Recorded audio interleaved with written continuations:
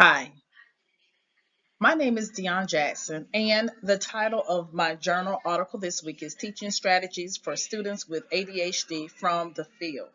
And the authors include Nancy J. Hamilton of the University of Arkansas at Little Rock and Randall A.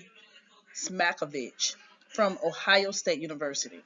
And your presentation is done by yours truly, Dion Jackson of the University of Southeastern University.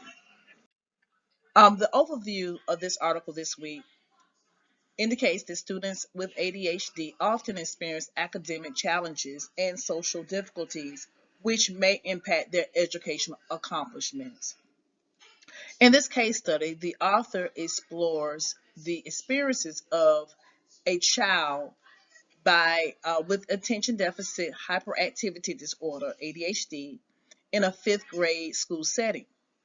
The findings indicate that the students had a elevated intelligence but was working below their potential, and that despite taking the psychostimulant medications for several years, the students' academic success was still being compromised by the ADHD symptoms. In addition, the psychostimulant medication teachers may help students with ADHD themselves by utilizing some strategies that focus on conflict resolution, improving communication, increasing the organization skills of a child, as well as individualized homework and instructional assistance.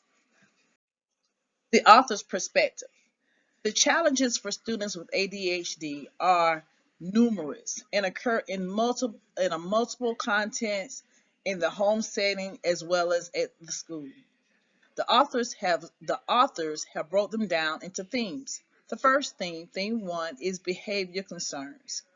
Conflict resolution training may be helpful with children with ADHD.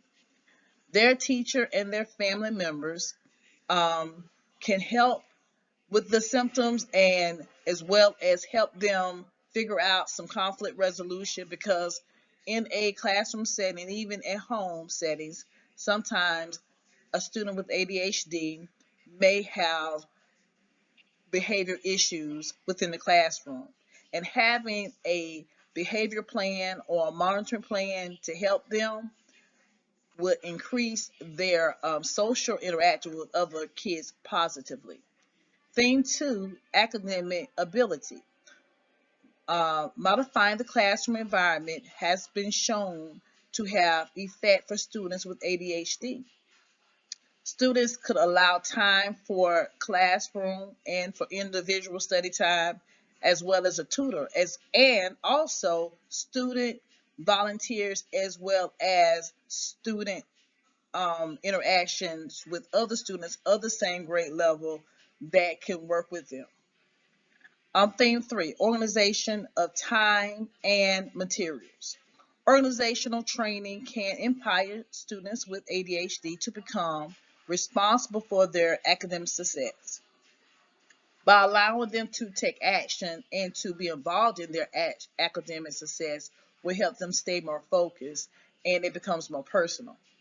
Theme 4, interpersonal contributions, as far as being involved in school activities, getting involved in sports and other group activities, helping them become involved will help them use some of that energy they have into something productive.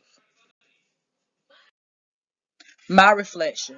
I chose this article and some of the articles in the past because I currently teach in an environment that has a large population of students that have been diagnosed with ADHD or show symptoms and are undiagnosed.